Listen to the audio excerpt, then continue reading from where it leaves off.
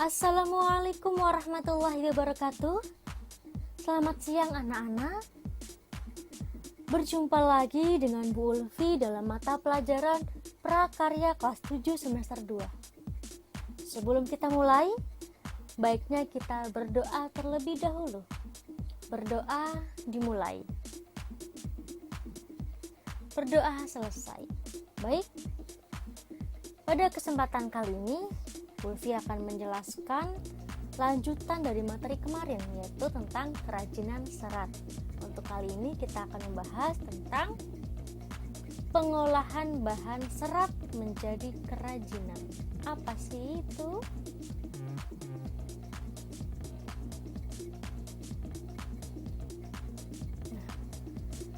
Pengolahan bahan serat itu ada 4 teknik. Yang pertama, pemintalan benang, yaitu pengolahan kapas menjadi benang. Yang kedua, penggulungan benang. Benang digulung dengan penggulung benang. Ada alatnya sendiri ya. Yang ketiga, pencelupan warna. Jadi benang itu dicelupkan ke cairan yang sudah ada pewarnanya agar warnanya kuat dan dikeringkan. Yang terakhir, penenunan benang menjadi kain. Setelah benang tersebut kering, maka benang ditenun, yang pastinya menggunakan alat tenun juga ya. Coba lihat di sini. Gambar yang pertama itu teknik pemintalan benang. Nah, dilihat ya. Jadi dipintal tersebut ya, seperti itu contohnya. Yang kedua, penggulungan benang. Nah, ini alatnya ada sendiri alatnya, jadi nggak asal ya. Dan yang ketiga, pencelupan warna. Nah, itu dicelupkan ke cairan yang udah ada warnanya ya, benangnya. Dan yang terakhir, ada penenunan benang. Pastinya pakai alat sendiri, jadi nggak asal. Itu alatnya seperti itu ya, dan caranya pun seperti itu. Nah, kemudian proses produksi. Produksi apa? Produksi dalam pengolahan bahan serat menjadi kerajinan. Ada berapa sih? Ada 3. Yang pertama menenun, yang kedua menjahit, yang ketiga mengikat. Akan jelaskan satu persatu. Yang pertama adalah menenun. Namun dalam menenun ini kita hanya akan membahas tentang tapestry. Apa sih itu tapestry? Tapestry merupakan teknik karya yang digunakan untuk menenun benang-benang. Nah, teknik menenun dapat digunakan untuk pembuatan kerajinan tapestry. Menenun menggunakan alat spanram atau bingkai yang direntangkan benang-benang lungsi sebagai jalur jalannya benang tenunan. Coba lihat di sini ya. Nah, seperti itu. Oke, yang kedua, menjahit. Seperti yang kita tahu bahwa menjahit itu adalah suatu hal yang tidak asing dalam telinga kita dan kehidupan kita. Karena semua baju yang kita gunakan adalah dengan teknik menjahit ya. Menjahit adalah kegiatan menyambung kain dan bahan-bahan lain yang bisa dilewati jarum jahit dan benang. Nah, menjahit di sini ada 2 teknik. Yang pertama, menjahit dengan mesin. Nah, ini yang Ibu cari, yang Ibu berikan contoh itu menggunakan mesin jahit yang masih bukan tradisional ya, tapi yang sering kita jumpai. Kemudian ini juga termasuk mesin jahit yang sudah lama ya. Nah, kemudian yang kedua, menjahit dengan tangan ya. Kalau misalkan kita ada pakaian yang berlubang, yang sobek, kan kita kan bisa dijahit dengan tangan sendiri ya. Nah, itu seperti itu.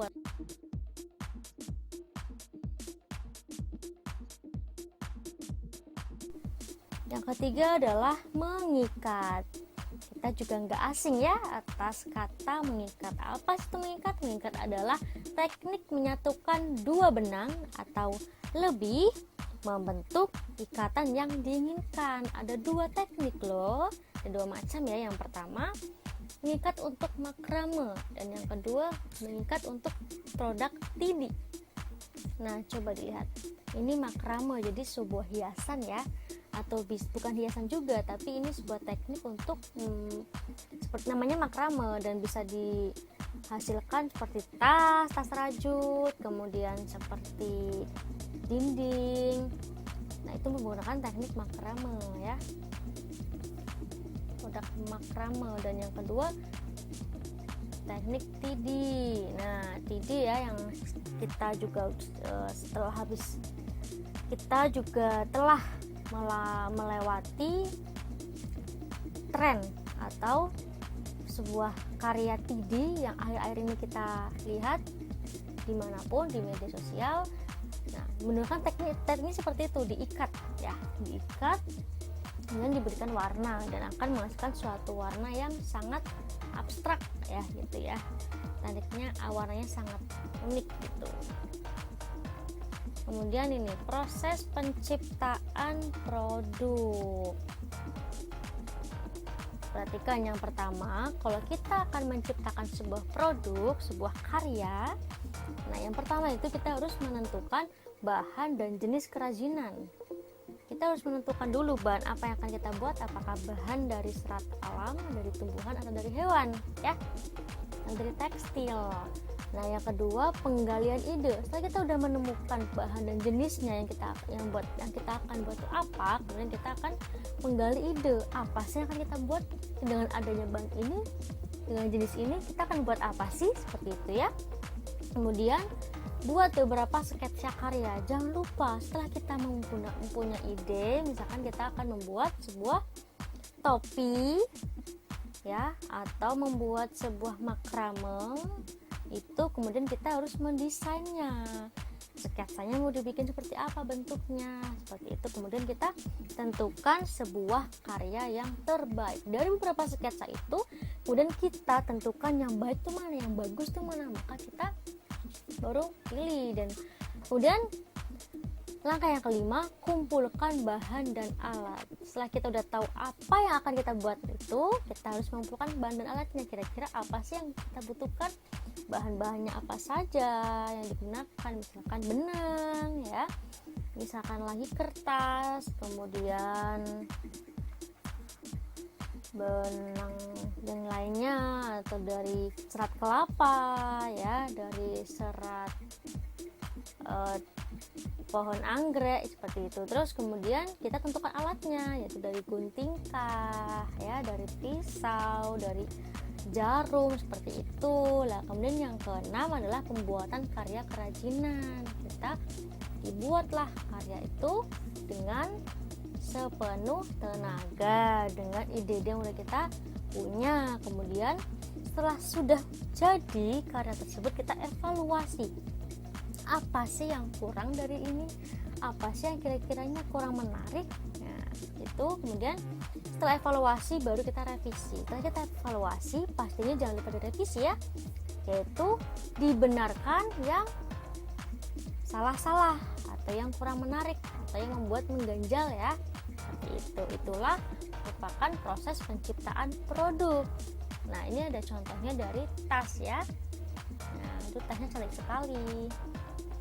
Nah, setelah kalian sudah mendengarkan dan memperhatikan video pembelajaran, maka jangan lupa juga ada tugas. Apa sih tugasnya? Rangkum materi di atas.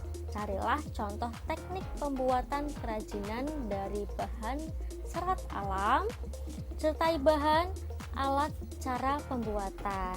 Ditulis di buku materi, dikumpulkan via WhatsApp ke nomor ibu. Jadi kalian tuh harus mencari sebuah karya entah di internet atau kalian tuh punya ide sendiri, kemudian kalian tulis seperti yang tadi ibu jelaskan di proses penciptaan produk itu. Kalian tulis dari idenya mau bikin apa, sketsanya mau bikin apa, kemudian produk yang akan dibuat seperti itu apa, kemudian ditulis bahan dan alatnya serta cara pembuatannya. Kalau misalkan nggak membuat sendiri, boleh mengambil dari internet, boleh sekali.